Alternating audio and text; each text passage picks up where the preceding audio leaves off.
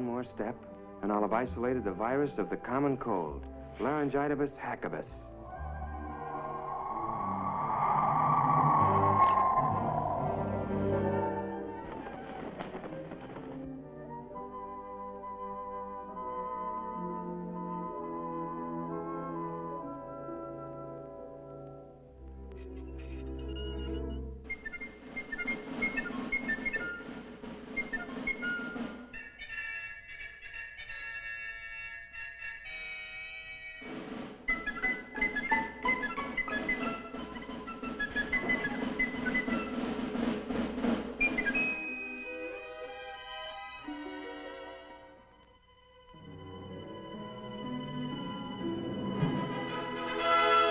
Illudium Fosdex, check. Anti-proton ballast, check. Prepare afterburners for blast off.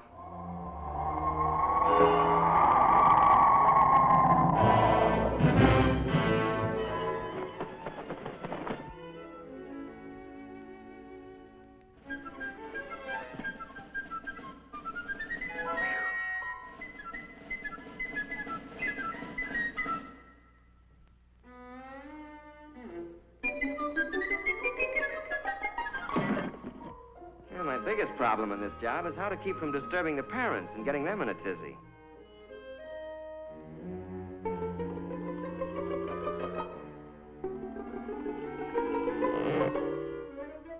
Rock-a-bye doggy in the treetop, when the wind blows, the cradle will rock.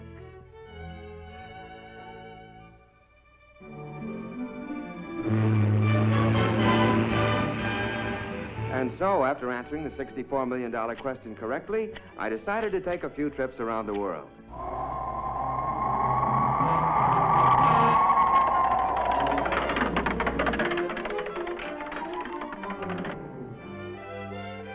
About time we threw a little light on the subject.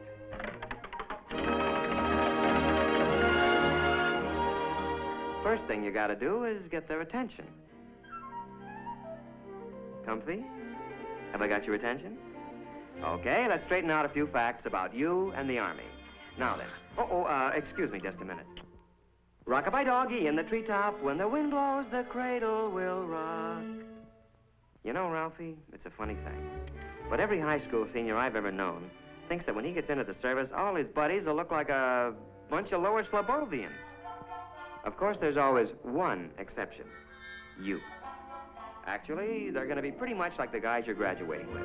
Just plain old characters like Roy Robinson from Jefferson High in Portland, Oregon, Don Osgood from Page, Nebraska, Pete Willoughby, Los Angeles State College, Dick Martin from St. Peter's High in Worcester, Massachusetts. Oh, well. Nice guys who wash their teeth every day, get their hair cut regular, well, fairly regular. Just a neck trim, please. Yes, sir. Just a neck trim. Well, what do you know? There was a human being under that pelt after all. Another interesting idea held by a lot of otherwise bright high school seniors is that the Army has all the right size clothing, but that it's mainly interested in getting it on all the wrong size people. Well, nice comic book stuff. But actually, the Army's no more interested in putting you into the wrong-sized uniform than your football coach would be. And for the same reasons. It's not necessary, it's inefficient, and it's just plain sloppy.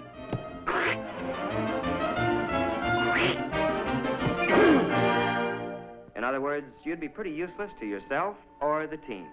You know, according to some comic strip artists, our friend here, is the kind of non-com you find in the Army.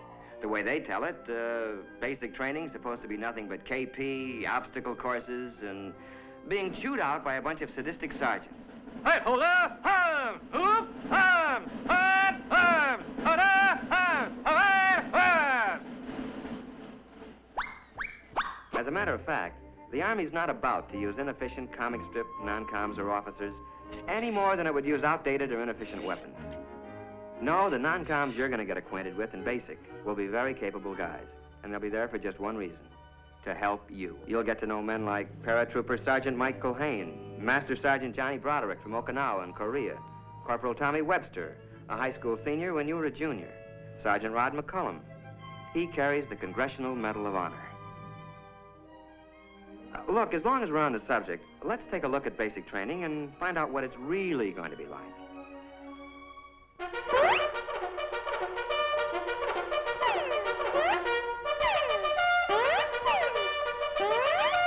Well, you're going to learn a few things at basic. Useful things, like how to handle weapons safely and effectively. And at 700 yards, I let him have it. You're taught to use a compass, how to read a map. Very impressive stuff later to the girl of your dreams.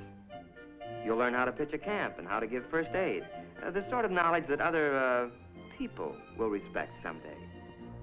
You're also going to develop muscles that'll be useful later. Some you didn't even know you had.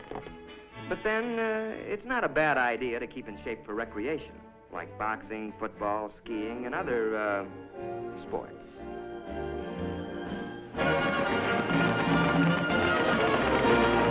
You're going to learn to snap a salute to all officers.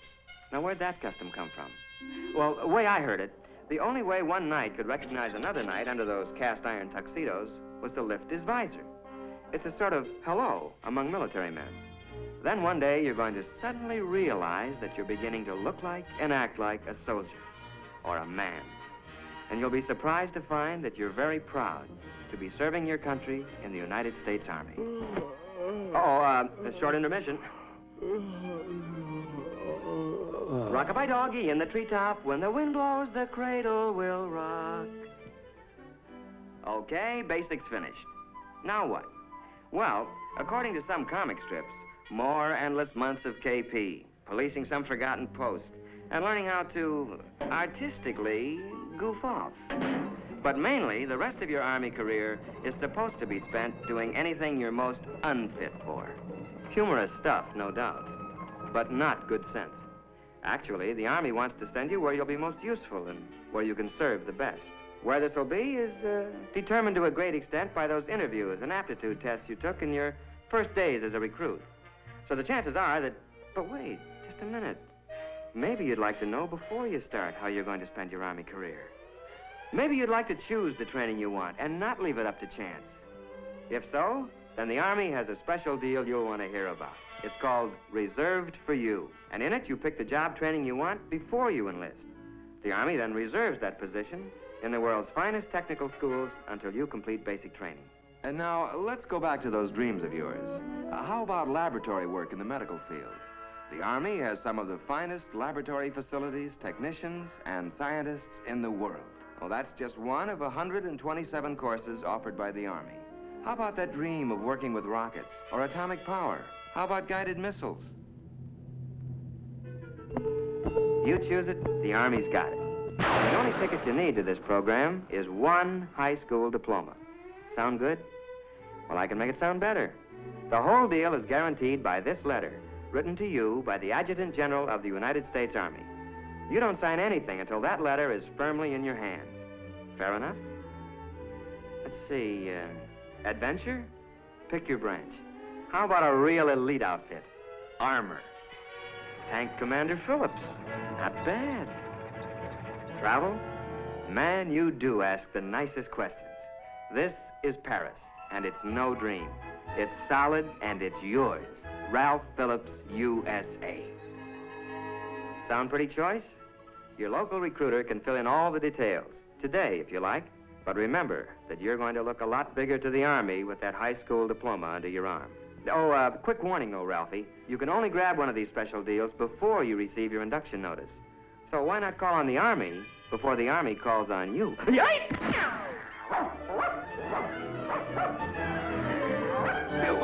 What's the matter with you? You gone nuts or something?